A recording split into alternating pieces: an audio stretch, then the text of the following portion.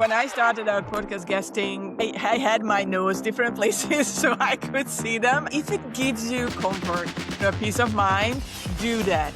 Oh, you need to step up your game a little bit and bring more energy into the conversation because people will hear it. Even if they don't watch it, even if they just listen to it, they can feel it straight away. Humor always works. So if you use that wisely, it can be good. The host will help you to promote your business. You have to be respectful because this is not a self-promotion space. You have to find a sweet spot. This is the Relentless Pursuit of Winning podcast, where we are here to educate, equip, and inspire people to build extraordinary companies. We're so glad you're here. Don't forget to like, subscribe, and hit the bell so you can get updates every time we drop a new episode. Now let's get it started.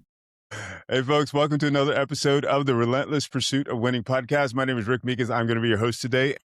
We have Noemi Beres in our studio today. How are you today? I'm very well, Rick. Thank you so much for inviting me today. I was really looking forward to our conversation. Absolutely. I am as well. I love talking about podcasting and I love our conversation today. We'll talk about guesting on podcasts. I think it's such an important conversation. I mean, you've worked with hundreds of people, and it's really interesting, how different each episode is going to be. It's exciting. It's a journey. But, we're going to talk about how we can make that journey really fruitful for the people that are actually investing the time and the energy to make a great show. So thank you so much for being here. And folks, if you haven't done it already, I'd be grateful if you like, subscribe, and hit the bell so you can get updates every time we drop a new episode. And without further ado, let's get to it. So Noemi, would you please let our audience know who you are, what you do, and why you do what you do? Yes, of course. So I'm Noemi Beres. As you said, I live on the beautiful Mediterranean island of Cyprus in Europe, and I run a podcast booking agency called Podcast Connections. We help entrepreneurs, business owners to get booked on quality shows like yours. And we help them to grow their business, to build their brand and build their authority. And that's what we've been doing in the past 6 years. But I've been an online entrepreneur since 2007. And I worked in different space, online marketing, sales, content creation. And I love what I've been doing. And 2020 arrived, pandemic happened, and we had to pivot. And that's how we ended up in the podcasting world. And I think the journey is amazing. I love working with people from all across the globe. Thanks to technology, we talked about technology can be very distracting and we rely on so much. But thanks to it, we can have this conversation today. Absolutely. And I'm excited to have this conversation. One of the things that we'll talk about is, how to really prepare, for being a podcast guest. I mean, it's like one thing to have a book or have a framework or something like that, or have, something to pass back, to people that have walked your path. It's one thing to be able to tell that story, something else entirely to really make sure that you're benefiting from it. We talk about digital footprints, we talk about, content creation, that sort of thing.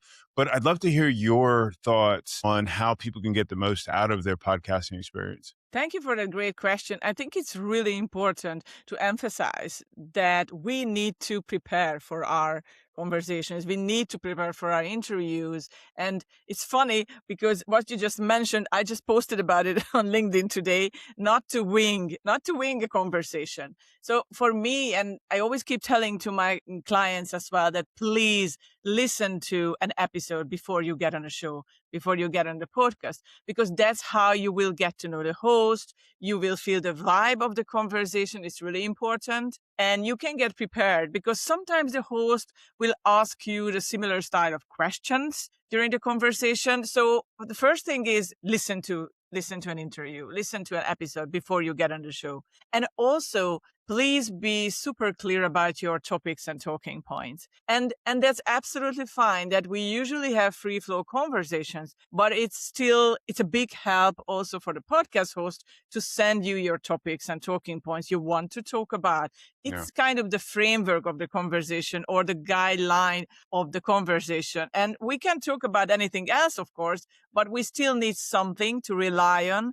And you as a guest, you need something to rely on when you're there on the show, because I came across people and they told me, oh, I talk about sales, I talk about marketing. It's like, yeah, that's absolutely fine, but it's just very broad and you need to stand out with your topics. when you get on a show, because that's how people will remember you and won't stop listening to you, because you have a framework, you are organized, you are put together, and you are worth listening. I agree with that. I agree with that. Especially, I always, when I speak to people, just interviewing them to be on the show, like we do a pre-show, and I say, really, what's unique about you?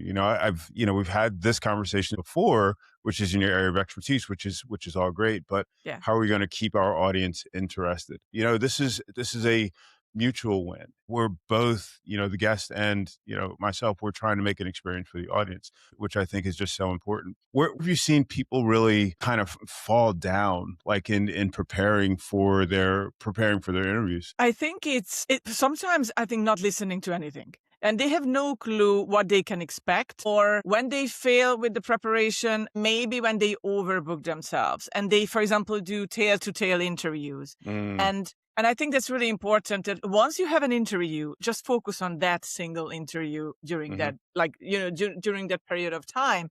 And also being present during the conversation. And it's not necessarily before, but like being present, and somehow try to leave your life behind, your family behind. You may be in your home office and you have screaming kids around you, but once you're there, try to be present and try Right. to listen. I think it's really important, because it will really decide how the conversation goes and flows, and bring your positive energy. So even if you are a little down that day, or you are not really, feeling up to it, maybe, if you are really don't feel like doing that interview that day, maybe reschedule, because it's so bad when you come with like bad energy Yeah. or negative thoughts. And it's really important to, yeah, just to have that kind of positive presence and smile.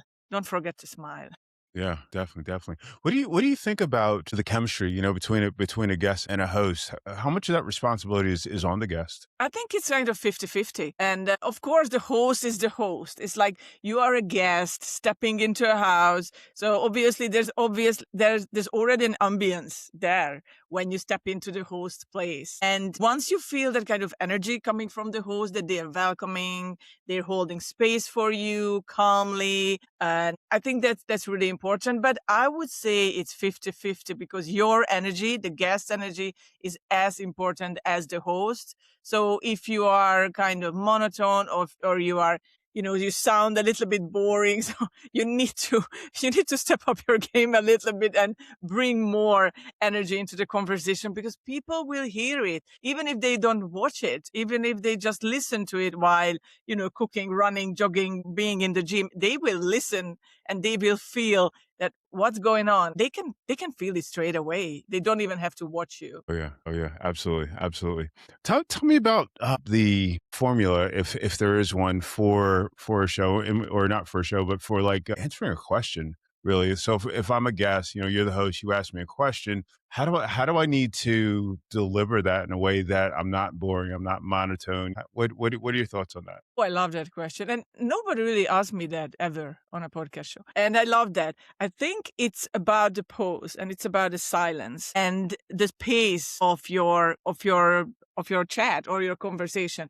I mean, first of all, you don't need to feel all the silence when you are a guest on the show. And also keeping the pace when you talk, it's really important to slow down, because we tend to speak very fast when we're getting excited about something, or when we're talking about our passion project or work or our babies, aka our business. So when we are on a show, we need to slow down a little bit and be more articulate, but also kind of bringing that kind of positive energy through our words as well. I think that's really important, because it's so much easier to understand us when we do that. If we really just like speed up, people just, they will stop listening to us, because, oh, this is too much, for the brain.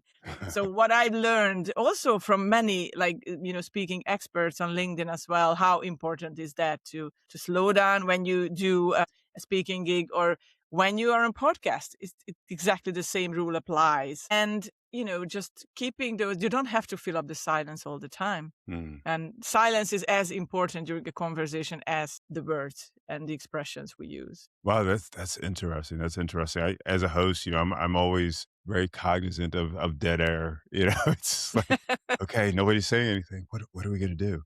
And interestingly, as a listener, it's like when people take their time and and speak, I have to Yeah. put my Spotify on, like, 2.5 times so I can, like, so it gets into my brain at a speed that I can actually follow. That is really interesting. But, I mean, in support of that, when I listen to like audiobooks and that sort of thing, they do talk at a rate that is much, much slower than I would think. That is really interesting. I never considered that. What about like storytelling? How important is that? And I find that, like, even when I'm on people's podcasts, I feel like, sometimes my examples get a little bit long, and I don't know the ideal time, for delivering that story. We have an ideal time for delivering our stories. The importance is to make it as open, as vulnerable as you can, like when it comes to your stories, because that's how people align with you. And I think it's so important. But also yeah, and the average length of a podcast interview is about 40-45 minutes. So we can't have a 20-minute monologue about our life and what we did. So it's like when you're at home and trying to prepare for your podcast interview, try to find a sweet spot, I would say, and maybe write it down, maybe record it, play it back to you, record it with someone at home, do a mock interview. Actually, we're doing that if somebody asks us to do,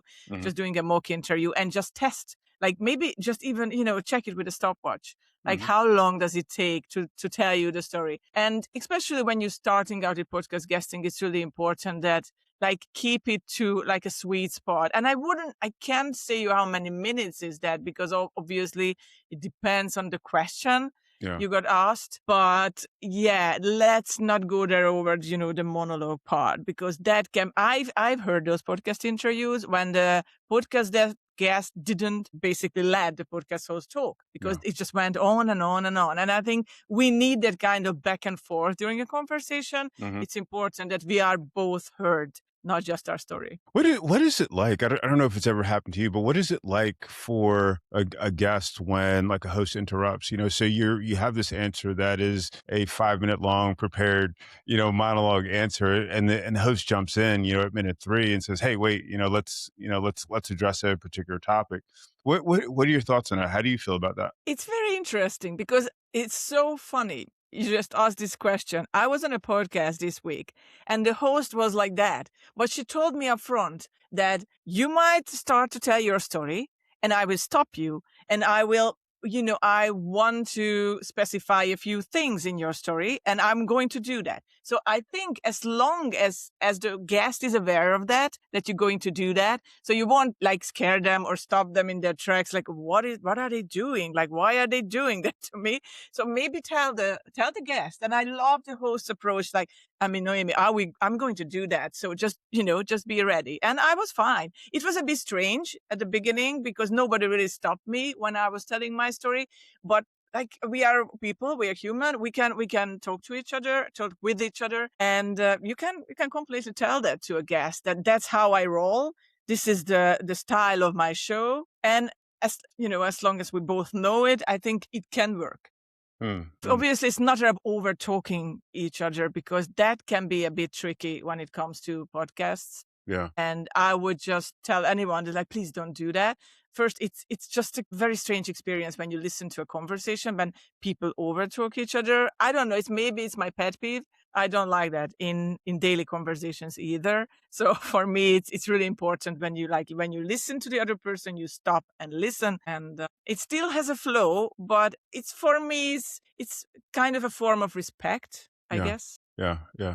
I know I've had to break in on guests that were just monologuing, and I kind of felt badly about it because I could see they were jarred, by that. But I always think about it from the perspective of the audience. If you're listening to a person just, go on, it's easy to get distracted and you lose some of the value of the show. And then, just as you said, it's a dialogue. It's just that going back and forth really makes it interesting. I don't know if you have an opinion, like, just on listening to shows, if you heard them where where the host, just jumped in and said, "Hey, well, let's talk about this, this particular piece of what you were referring to." Have you? Think I did a few times when the host started to kind of reroute the conversation. a nice way or a kind way, you can get away with it. Mhm. Or maybe you use a sense of humor, because humor always works when it Mm. comes to conversation. It's like, oh, just let's stop you there. I would love just to, can we just, and it's like, and I think it works. Like humor always works. So if you use that wisely, it can be good. So Uh-huh. they won't feel interrupted in Yeah. their thoughts. Yeah. Yeah, yeah. I never want them to feel like they're on edge. You know, as you said, create this experience, this environment for them. It's like this is a safe space. Say, Yeah. what you need to say. That's really cool. One of the other things I was thinking about is a lot of times, guests, say, hey, ask me any question. I'll be, Mm. vulnerable. I'll be transparent. From the perspective of a guest, how do you come off authentically, but within, whatever boundaries you've established? So there might be that one or two topics that you perhaps didn't think of that, I, as the annoying host, ask you about.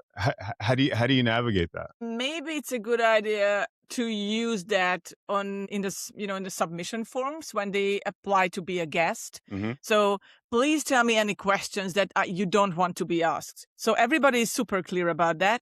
But I also know what you said. I understand that sometimes they don't want to tell you, and they just face it through the conversation. It's like, oh, I don't want to answer the questions.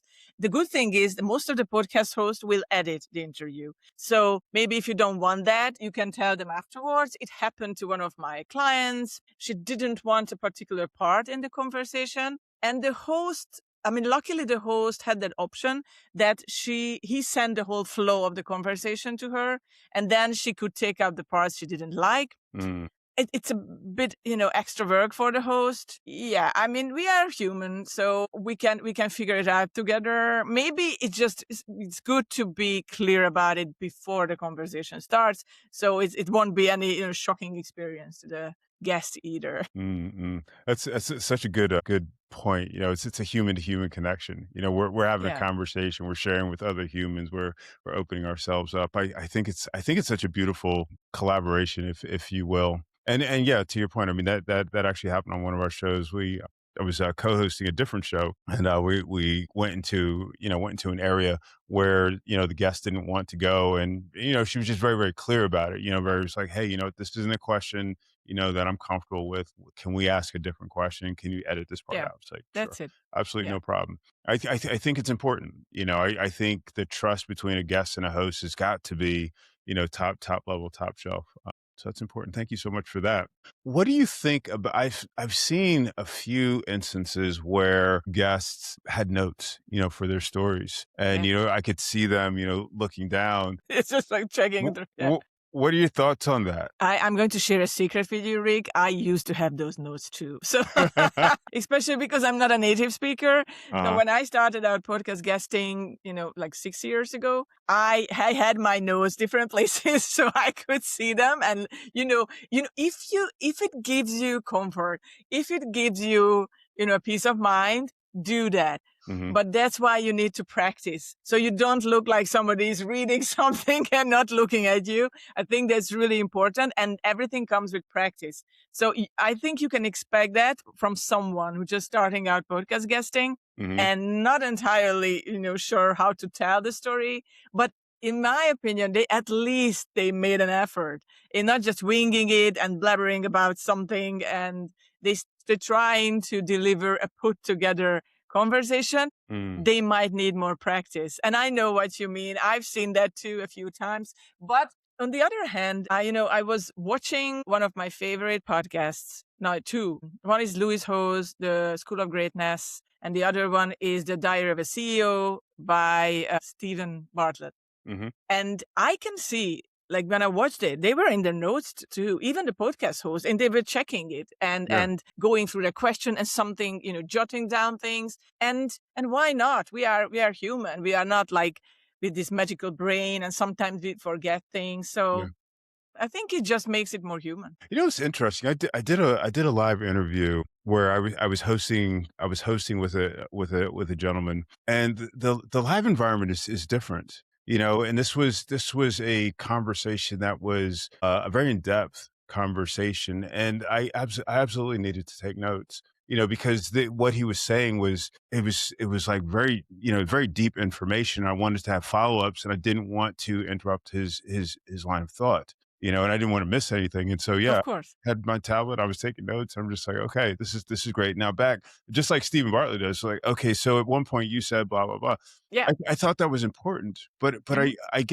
I think I remember I remember just getting distracted, seeing like a guest, they're going over here and they're just like, and then they're over here and it's like, Yeah, I know what you mean. and again, looking at it from the perspective of the audience, the audio audience, obviously they're not going to hear it, but the video audience, I think it kind of takes away from that natural flow that people expect from podcasts.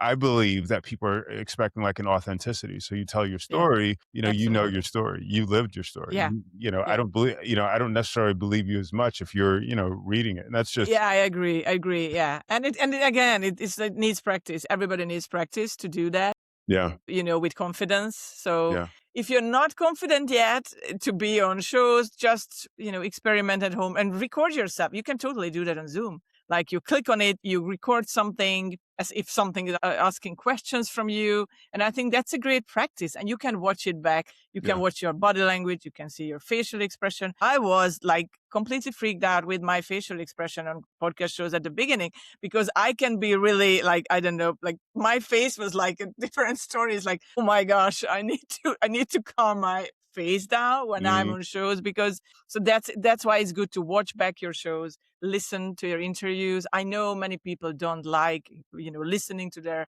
own voice, but you uh-huh, need to do that in order mhm, to improve. mhm. It's part of the journey. But yeah, we all need to learn these things. I mean, we weren't born like superstar podcast guests during at our first conversation either. Like it Absolutely. needs time for sure. I mean, in full transparency, I mean, as a host, I go back and I look at shows like, especially from years ago, like we started, I think like 2017, 2018. I'm looking at the first show and I'm just like, oh my gosh, it was on Zoom, and it was like, it was so terrible. And even from a couple of years ago, as we were just building this brand, Yeah. the whole environment changed. So I look at a show from 2 years ago and I'm just like, wow, I don't like that anymore.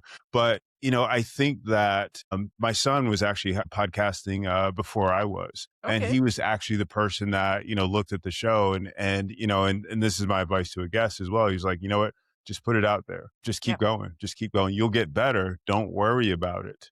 Yeah. And I would say the same thing, and I think you'd say the same thing to guests. It's like, you're not your first show, your first 10 shows may not be perfect. They may not be, what you want them to be, but go back and watch them, listen to them and learn, experience, grow from them, in full transparency. I mean, for all of our shows, we actually have like after the show is over, we pull a transcript and we run it through, our tool, and it gives us metrics on how the show went, both on the guests, from the audience Yes. experience, the guest experience, and then from my experience as well. And it always tells me I do a horrible job. It's just depend. It's just really need. It feels the need to smash my ego, and I'm sure that I hope I'd get, top marks or something in that. exactly, exactly, exactly. But the authenticity, I think, is great. I know what. So here's another question for you. And this, I know it's dependent on. I know every host is different, every editor is different. There are shows where the show is just published, just raw, just the way that it is, and so any mistakes or whatever, I mean, they're included in the show, any pauses, et cetera, et cetera.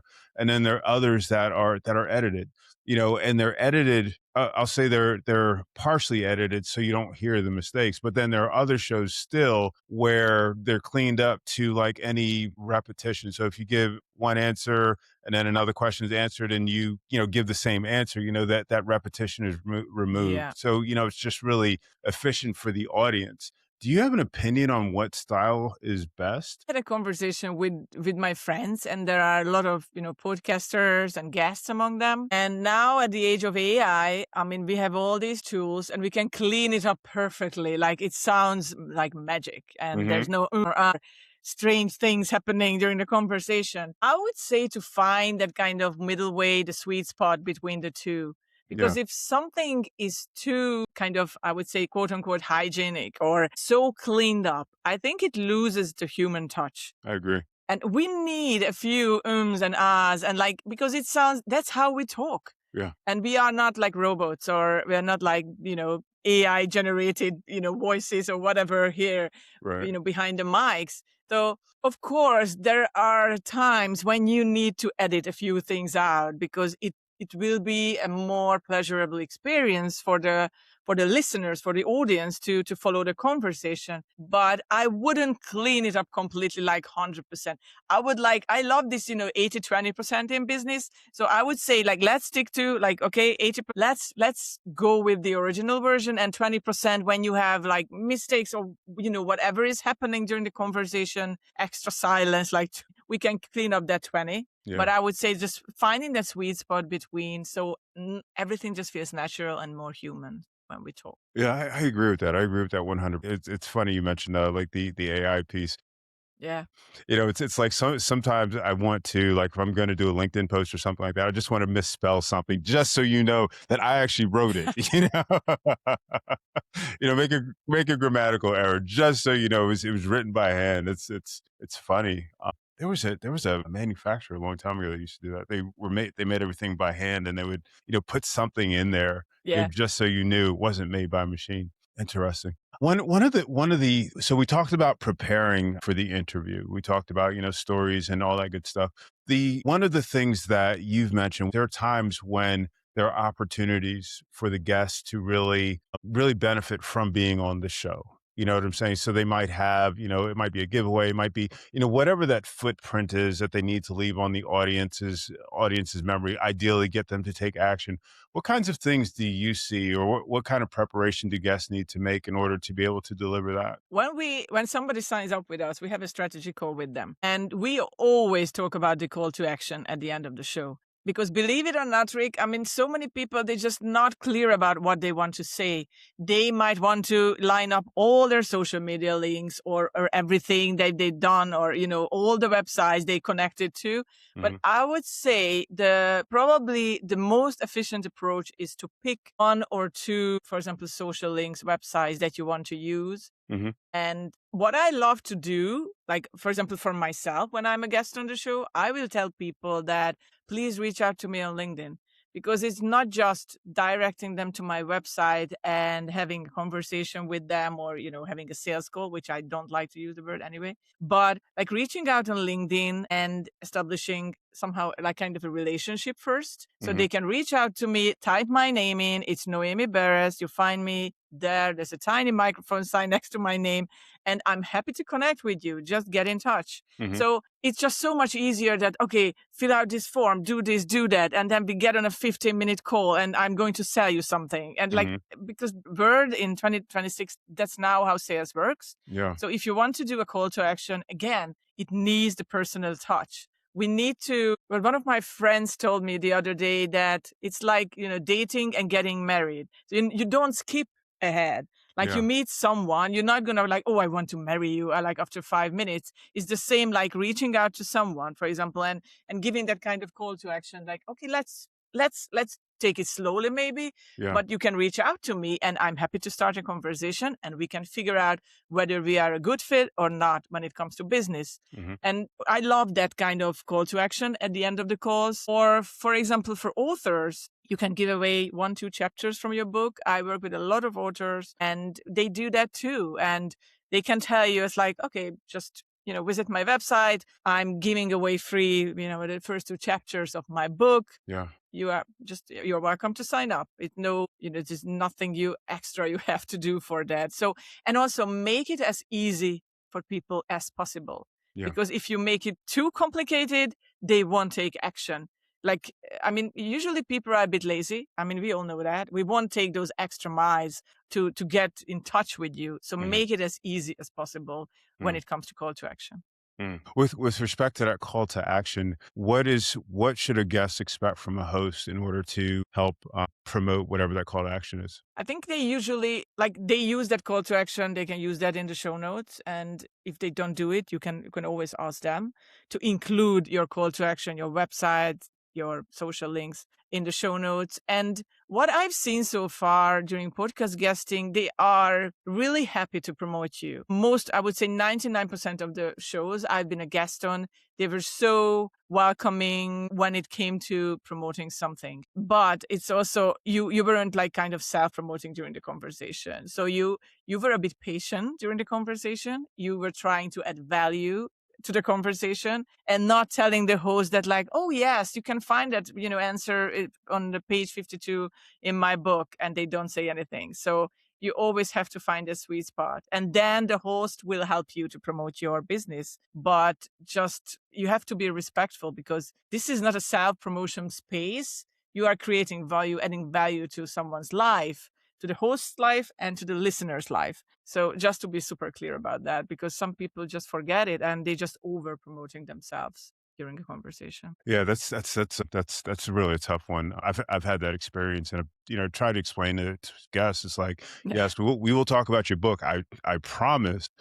But if you try to promote your book during the show, people are just going to tune out. So it's really important Yeah. to and I love working with authors. We've had lots of authors on the show, and they bring such depth to their expertise. But, again, I mean, those that were on the show that said, hey, and like you said, on page 52, you can see, it's like, oh,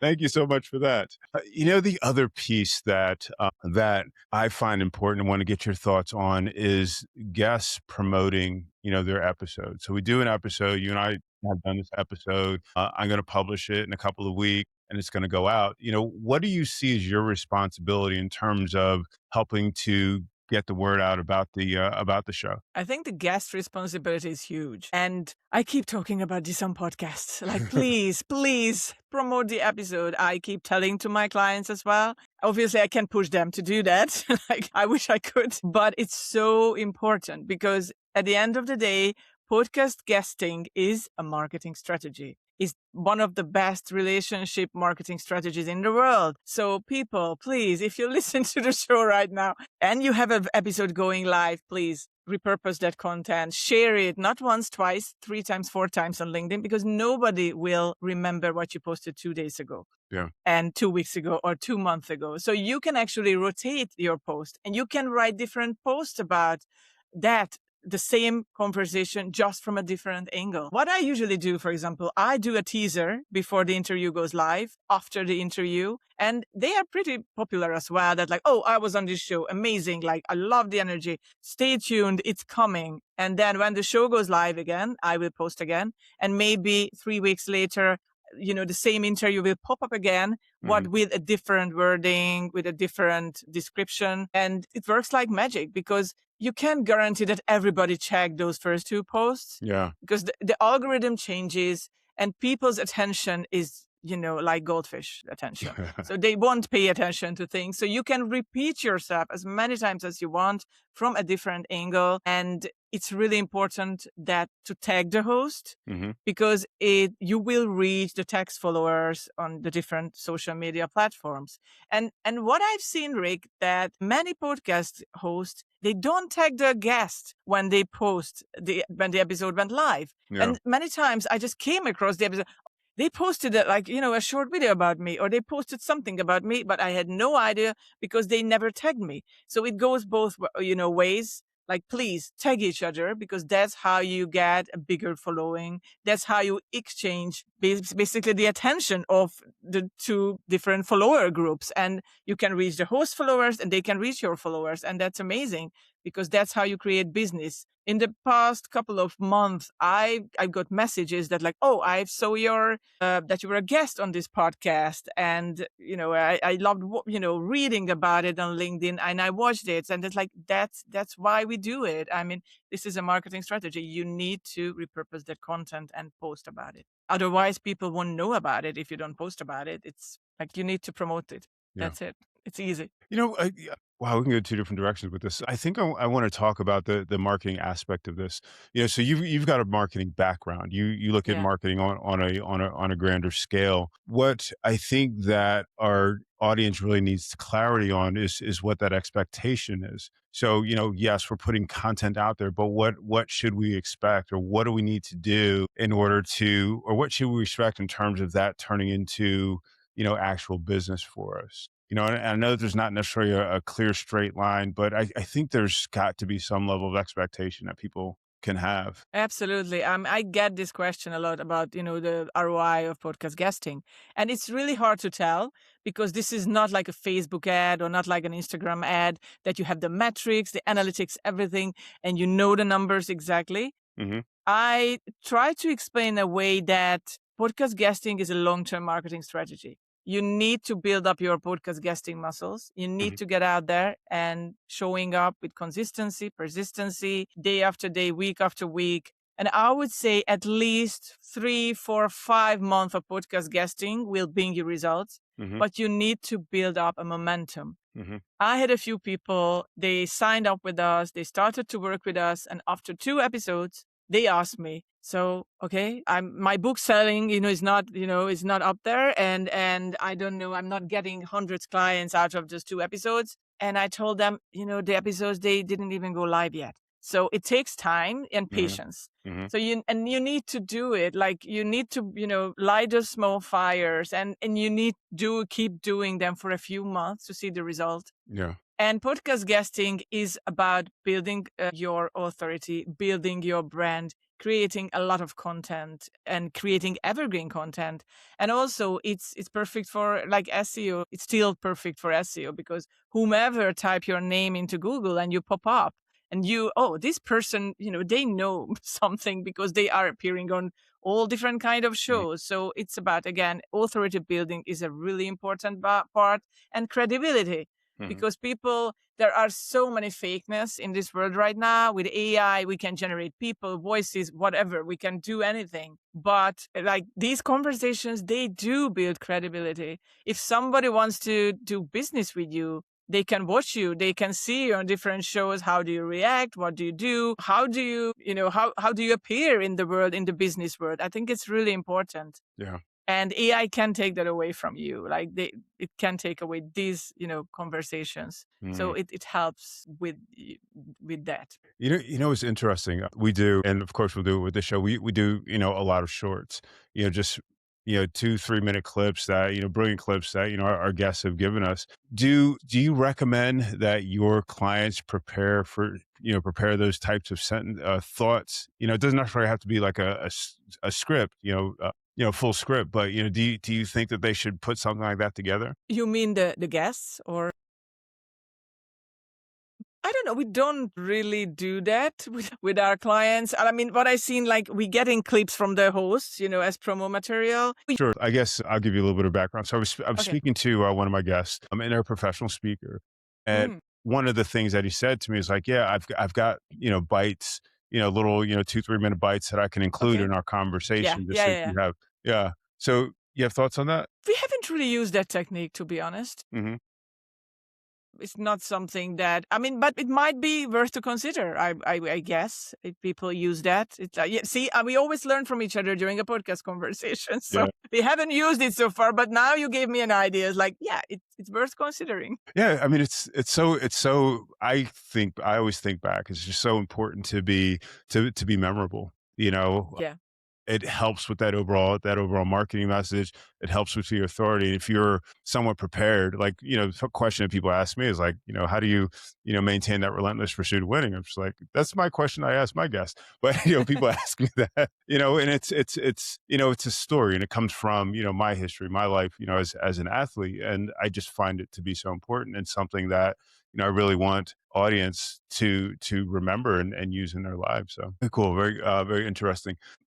So since we're at the end, I will ask you the question. We talk about winning, and winning is something anyone can define for themselves. The question I have for you is, what do you recommend to someone in order to maintain that relentless? For me, it means to being consistent and persistent, whatever you do. And I think that really, like, reflects on sports too, because if if you did sports, it's all about like being consistent, being persistent. You keep showing up, you keep doing these things. And it's exactly the same thing when it comes to guesting and comes to business. Hmm. Just keep going, never give it up, but do it in a heart-centered way and care Mm. for people. Like whatever you do, I always do it in a go-giver way. Shout out to Bob Berg and the go-giver community. That like adding value to people's lives, helping them, serving them, it's really important. And whatever energy you give out to the universe or whatever you believe in, it always comes back tenfold.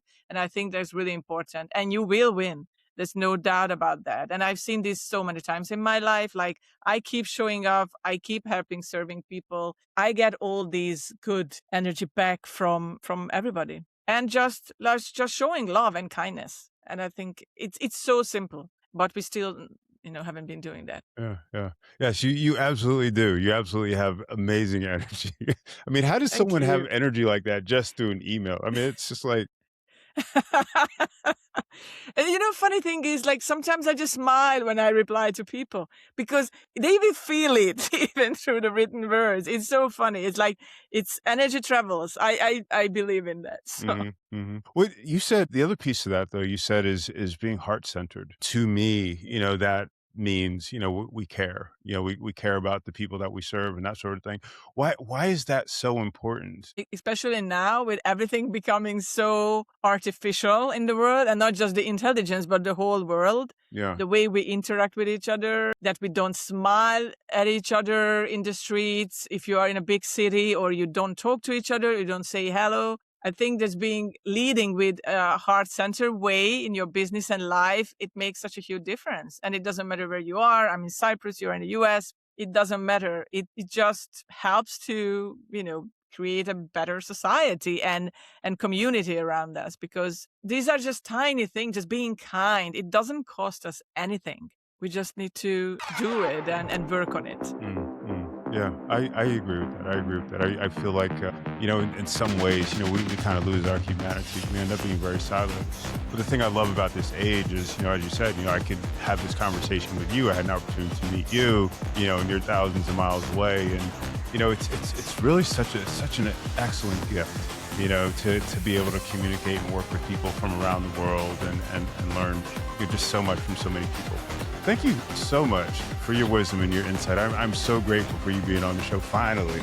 I know it's only been like 3 weeks, but And thank you so much for inviting me, Rick. It was a pleasure, and yeah, I really enjoyed that conversation. Thank you so much. Thank you so much. And folks, thank you so much for watching or listening to another episode of the Relentless Pursuit of Winning podcast. We'll catch you next time.